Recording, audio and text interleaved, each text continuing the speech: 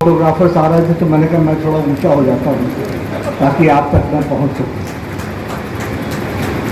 आज के इस कार्यक्रम में उपस्थित हमारे भारतीय जनता पार्टी के प्रदेश अध्यक्ष श्री संजय जायसवाल जी, हमारे राष्ट्रीय महामंत्री और हमारे बिहार के प्रभारी राज्यसभा के सदस्य श्री भूपेंद्र यादव जी, आप सबके बहुत ही लोकप्रिय उप मुख्यमंत्री हमारे वरिष्ठ सहयोगी श्री सुशील मोदी जी, संसद में मेरे साथी और यहाँ के लोकप्रिय सांसद भाई गोपाल ठाकुर जी, हमारे मधुबनी के सांसद और हमारे वरिष्ठ सहयोगी अशोक यादव जी, हमारे विधायक दरभंगा के संजय सरवागी जी, हमारे जीवेश मिश्रा जी, सम्मानित मंच और यहाँ उपस्थित हमारे इस मखाना रिसर्च सेंटर में एकत्र आए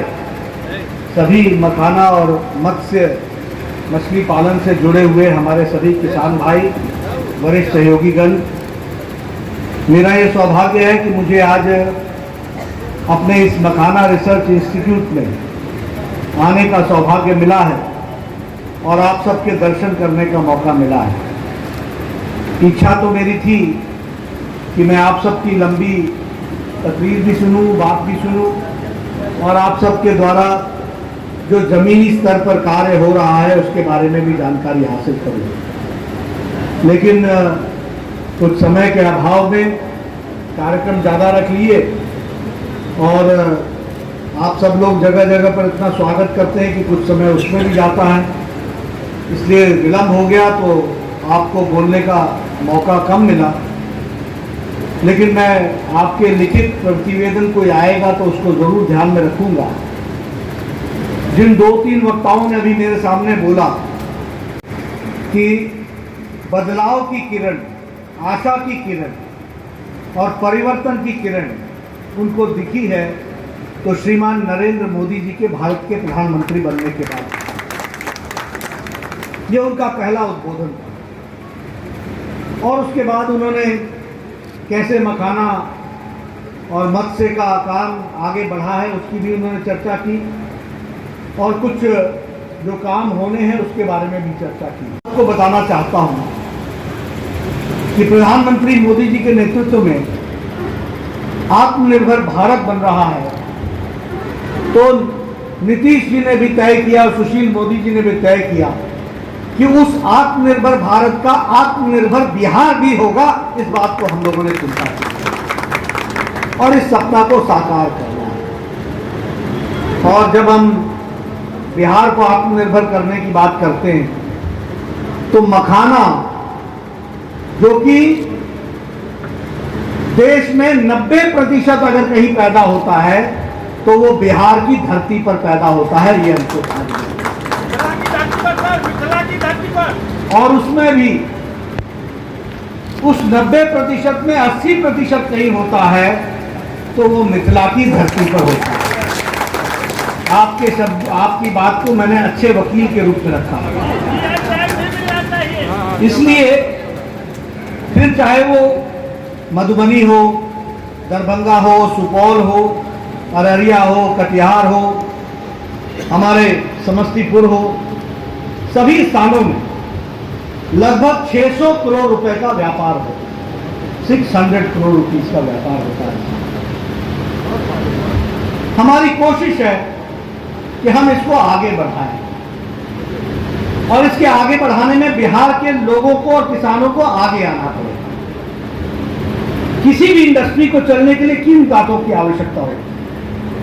सबसे पहले तो इकोनॉमी को चलाने के लिए, अर्थनीति को चलाने के लिए पैसे की आवश्यकता है।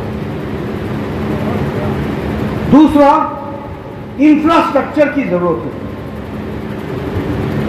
यानी जिसको हम कहते हैं कि रास्ते चाहिए, गोडाउन चाहिए, व्यवस्था चाहिए, ये इंफ्रास्ट्रक्चर हमको चाहिए।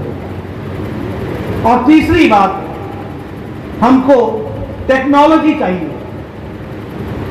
और चौथी बात, जहां हमको मार्केट चाहिए, डिमांड चाहिए, वहीं ह्यूमन रिसोर्स चाहिए, यानी कुशल, उस काम को करने वाले कुशलता प्राप्त व्यक्ति चाहिए। आपको जानकर के खुशी होगी कि प्रधानमंत्री मोदी जी ने ये जो आत्मनिर्भर पैकेज का 20 लाख करोड़ रुपए तय किया है, उसमें से 1 लाख करोड़ रुपए इसी बात के लिए तय किया है कि किसानों की इकोनॉमी को ताकत दी जाए, किसानों को इंफ्रास्ट्रक्चर दिया जाए और किसानों की टेक्नोलॉजिकल अपलिफ्टमेंट हो और उसका ह्यूमन रिसोर्स अच्छा बने।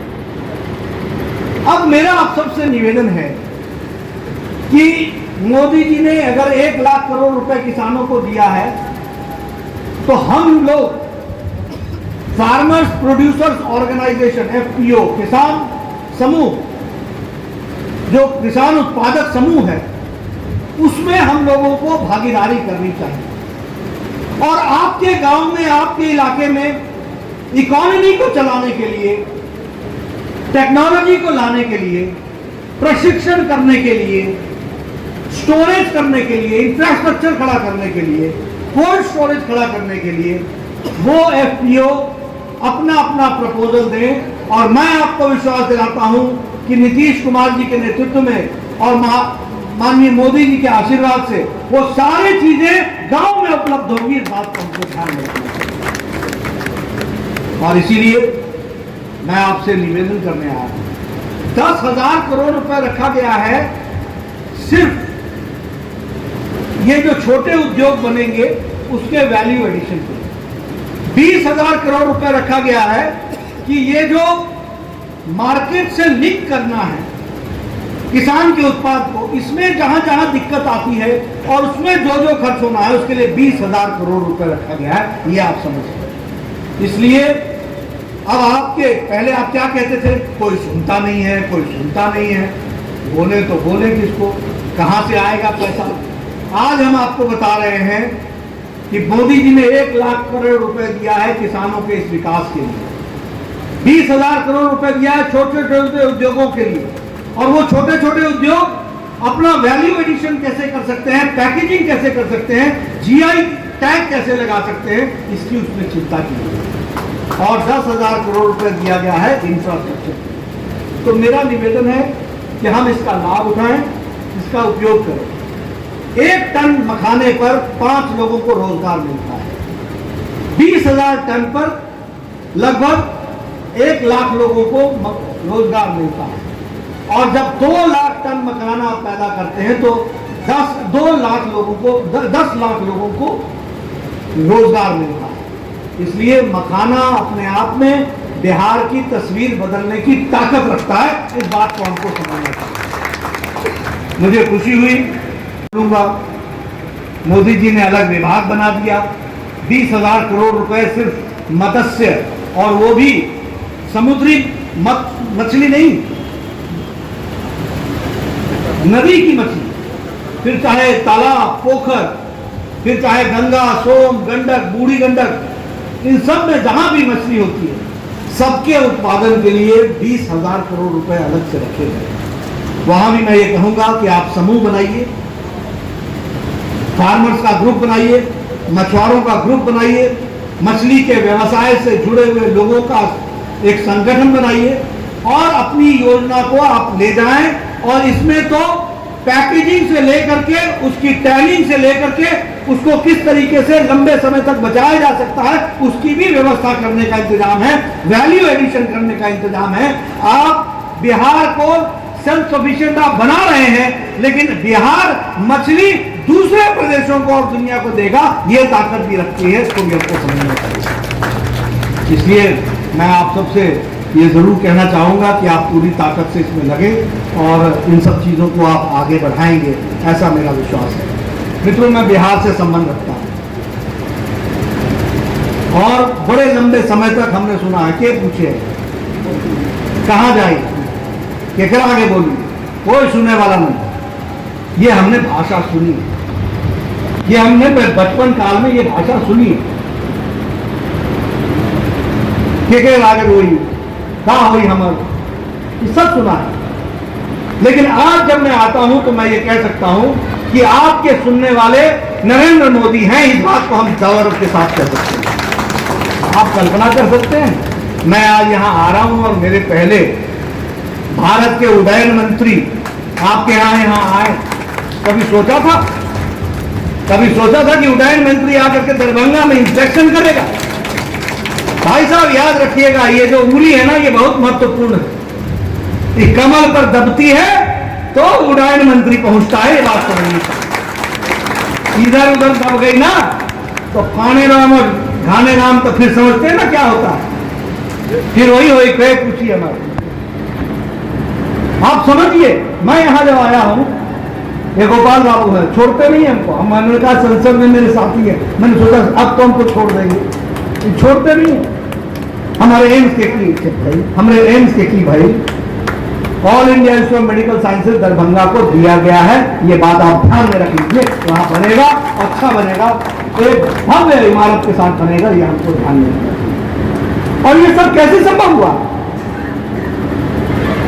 40 साल में एक एम्स दिल्ली का, अटल जी ने 6 एम्स दिए थे, मोदी जी ने 5 साल के अंदर 23 all India institute of medical sciences दिए हैं और बिहार को 2 दिया है। ये बात समझनी चाहिए। मित्रों, आप बताइए, अपने इलाज के लिए जब आप जाते हैं और दिल्ली में आपको रहने का जगह नहीं मिलती है और इलाज के लिए आप खड़े रहते हैं और महीनों आप लाइन में लगे रहते हैं कि मेरा रजिस्ट्रेशन नंबर कब आएगा, वो इलाज, उस तरीके का इलाज आने वाले 5-7 साल में अगर आपको दरभंगा में मिलेगा तो परिवर्तन आएगा कि नहीं आएगा, इस बात को समझेगा। और यह परिवर्तन कौन ला रहा है? ये नरेंद्र मोदी जी की सोच ला रही है, उनकी इच्छा शक्ति ला रही है, उनकी ताकत ला रही है। इसलिए मैं आपको प्रधानमंत्री जी की तरफ से विश्वास दिलाने आया हूं, आपकी जो जमीनी दिक्कतें होंगी उसको हम पूरा करेंगे और आप लोग जमीनी तौर पर नरेंद्र मोदी जी के हाथ मजबूत करते हुए इस सरकार को और मजबूती प्रदान करें, ताकि मिथिला बिहार में सिर्फ मिथिला ही नहीं रहे, वो देश दुनिया को भी अपने इकोनॉमी के माध्यम से जागृत कर सके, ये बात हम कह सकते हैं। और हम तो उनमें से हैं जो जानते हैं कि चूड़ा दही बोले या दही चूड़ा बोले, तो हमको तो मिथिला के बारे में खान पान, मखान और माछ, ये तो हम भूल नहीं सकते हैं। लेकिन इसको हमको विश्व स्तर पर पहुंचाने की आवश्यकता, राष्ट्रीय स्तर पर पहुंचाने की आवश्यकता। सीता मैया की धरती को इस दृष्टि से हमको समझने की जरूरत है, मिथिला को हमको समझने की जरूरत है, दरभंगा को हमको समझने की जरूरत है। और मैं आप सबसे ये निवेदन करने आया हूँ कि आप सब लोग पूरी ताकत से हमारी पार्टी को भी मजबूती प्रदान करें और अपनी इकोनॉमी को, अपने आर्थिक जगत को विकास की ओर ले जाएं और मखाने के माध्यम से और मछली उत्पादन के माध्यम से एक नई दृष्टि इस इलाके को मिले और विकास के लिए इंफ्रास्ट्रक्चर में कोई कमी नहीं आएगी, ये बात आपको विश्वास दिलाती है। गोपाल जी आपको बताएंगे, मुझे मालूम नहीं है कि आज हरदीप पुरी जी ने क्या बोला है, लेकिन जल्द से जल्द डेली फ्लाइट दरभंगा आएगी। दिवाली पर्व से पहले आपके यहाँ डेली फ्लाइट चल पड़ेगी। इसलिए मैं आपसे निवेदन करना चाहता हूँ, मोदी जी ने दूसरी कल्पना रखी है, हवाई चप्पल से हवाई जहाज किया, यानी आम आदमी भी अब हवाई जहाज पर चढ़ेगा, यह भी कल्पना है। इस कल्पना को भी साकार करने के लिए हमें मोदी जी का साथ देने की आवश्यकता है। यहाँ नीतीश कुमार जी और सुशील मोदी जी के नेतृत्व में चल रही एनडीए सरकार को मजबूती देने की आवश्यकता है और हमारे अपने अध्यक्ष जी बहुत जोर शोर से काम कर रहे हैं, गोपाल बाबू और हमारे अपने यादव जी, ये सब सांसद ने हमको बार बार दरभंगा की बात करते रहते हैं, तो हमको वो सब बातें ध्यान में हैं, उसको हम आगे बढ़ाएंगे और पूरा विश्वास आपको देते हैं। इन्हीं शब्दों के साथ बहुत